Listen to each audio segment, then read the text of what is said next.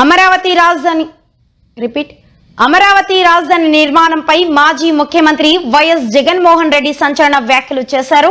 అమరావతిని 2 లక్షల కోట్ల భారీ ఆర్థిక కుంభకోణంగా అభివర్ణించిన ఆయన దీనికి ప్రత్యామ్నాయంగా ప్లాన్ బి పేరుతో మావి గన్ అనే కొత్త ప్రతిపాదనను తెరపైకి తెచ్చారు. అమరావతికి ప్రతిపాదించిన 2 లక్షల కోట్లలో కేవలం 10% నిధులు అంటే 20,000 కోట్లతో ఈ ప్రాంతంలో రింగ్ రోడ్లు, ఇతర అనుసంధాన మార్గాలు ఏర్పాటు చేస్తే ఇది సహజంగానే ఒక మెగా సిటీగా అభివృద్ధి కేంద్రంగా మారుతుందని వివరించారు. అమరావతిని అవినీతి రాజధానిగా జగన్ అభివర్ణించారు. చంద్రబాబు ప్రభుత్వమే కేంద్రానికి బ్యాంకులకు ఇచ్చిన లెక్కల ప్రకారం అమరావతిలో కేవలం రోడ్లు, కరెంటు, డ్రైనేజీ వంటి కనీస వసతులకే ఎకరానికి 2 కోట్లు ఖర్చవుతుందని తెలిపారు.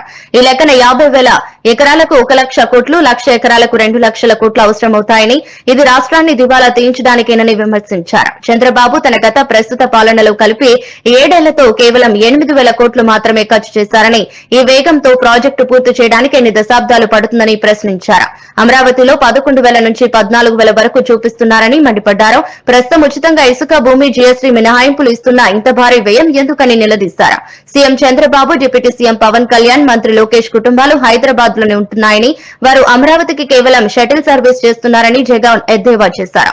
తాము అధికారంలోకి వచ్చాక అమరావతి కుంభకోణంపై పూర్తిస్థాయి విచారణ జరిపి దోషులకు శిక్షిస్తామని జగన్ హెచ్చరించారు. ఇప్పటి వరకు 12 ఏళ్ల కాలంగా 2014 నుంచి ఇప్పటి వరకు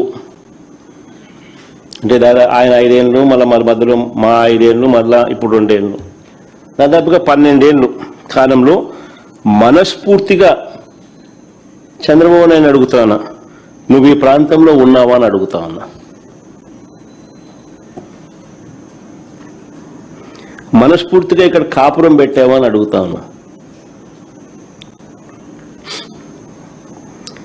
ఇప్పటికీ కూడా మీ కుటుంబాలన్నీ ఎక్కడున్నాయని అడుగుతా ఉన్నా.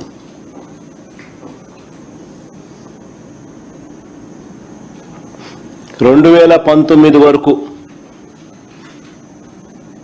హైదరాబాదుకు షటిల్ సర్వీస్, 2019 వరకు కూడా ఒక పక్కన ముఖ్యమంత్రిగా ఉంటూ మరోవైపున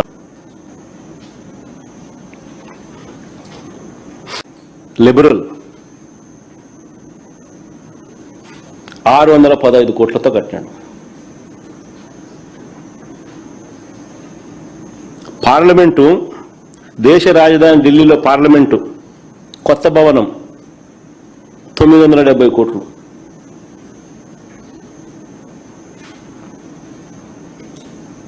ఆ పార్లమెంట్లో 1272 మంది కూర్చునేలా కట్టారు. మరి పార్లమెంటు దేశం మొత్తం చూస్తాను.